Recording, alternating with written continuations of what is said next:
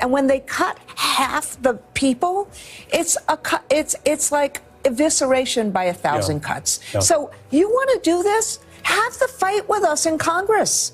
Let's make sure we get the issues out there. I'm so mad. I'm spitting mad about this because it's hurting the people who can't vote.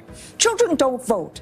Let's not take away their opportunity. So symbolically, it's taking away children's opportunity, but more to the point, it's not efficiency, it's evisceration. Yeah, and you've been a leader on this, as we mentioned, so appreciate getting you on that as well tonight. Randi and Howard, my thanks.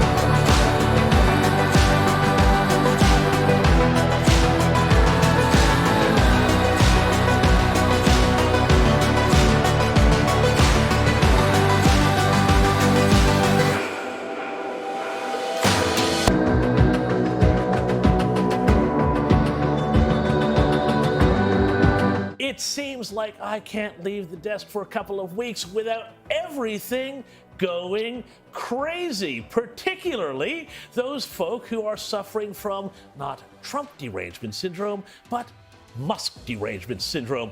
People who are angry about Elon Musk and his Department of Government efficiency. People who, let us be very clear here, are so utterly confused about things, politics, life, that they live in an upside-down world where an effort to cut government, that is, again, an effort to reduce the size and scope of the state, is considered fascism. Now, of course, this can lead to some very funny, totally tragic events, like this guy who managed to set himself on fire while trying to throw petrol bombs at Tesla chargers. Well, we're all involved there. But for sheer idiocy, it is hard to go past this guy in hyper-tolerant New York, where you know it's all about live and let live, baby. Anti-Musk protesters have not only been occupying Tesla dealerships, but setting them on fire with such regularity that even the cops have told them to knock it off. And then there is just the ridiculous, such as these very posh women in the Georgetown neighborhood of Washington, D.C., who are doing a big old dance against Elon Musk.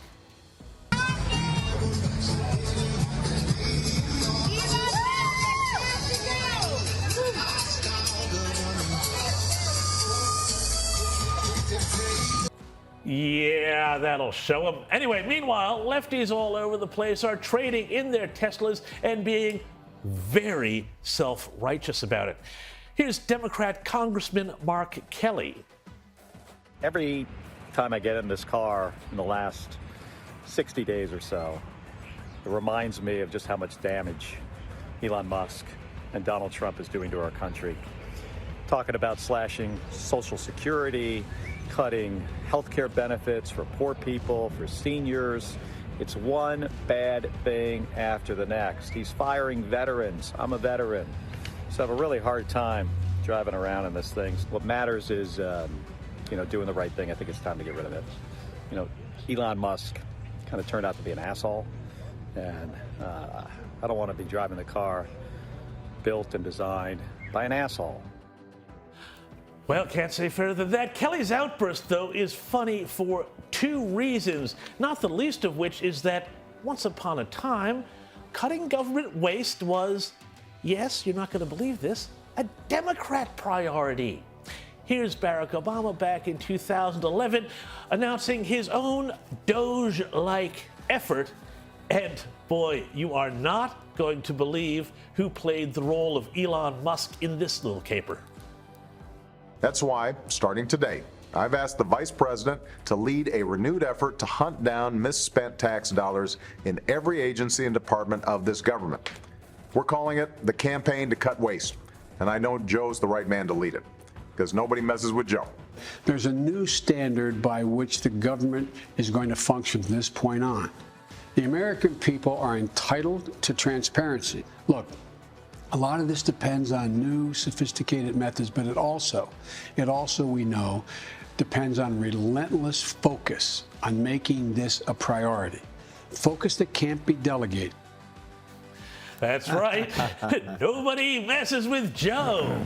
And by the way, is it just me you're watching that, and with all those jump cuts and everything, do you think there may have already started to have been some slippage up there with Mr. Biden? But anyway, what's even funnier than that is that Mike Kelly, who we just saw, and who presumably bought his Tesla in the first place to save the planet, traded it in, apparently, for this. Yes, according to Capitol Hill reporters, Kelly's new whip is a fossil fuel-powered Chevy Tahoe SUV. So again, great work, Congressman Kelly, and great proof that it's never really about saving the planet. It's about telling you what you can and can't do.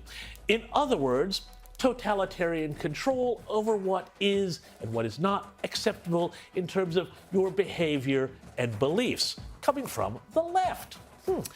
Funny, I don't know. Sounds a little bit like fascism. Nah, the left, fascist, couldn't be.